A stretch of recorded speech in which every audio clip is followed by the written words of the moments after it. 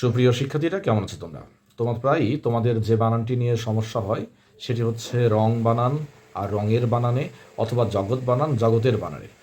আমরা যেটি মাথায় রাখবো সেটি হচ্ছে রং বানান যখন আমরা লিখব র অনস্ব দিয়ে লিখব, কিন্তু যখন রঙের লিখব তখন র ও একের এ লিখব। আর যদি আমরা লিখি জগৎ, জগৎ শব্দটি যখন লিখব তখন লিখব জ গ খণ্ডত্ব, কিন্তু জগতের যখন লিখতে যাব তখন লিখব জ গ ত একের তের র।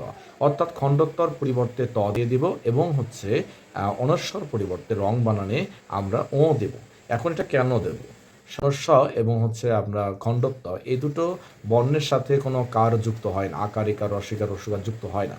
তখন অবশ্যই এখানে খণ্ডত্বর পরিবর্তে ত এবং হচ্ছে অনুস্বর পরিবর্তে ও আনতে হবে, কারণ ও এবং ত, এই ও এবং তর সাথে আকার একার বা কার চিহ্নগুলো যুক্ত হয়। যে আশা করি তোমরা বুঝতে পেরেছো। ধন্যবাদ সকলকে।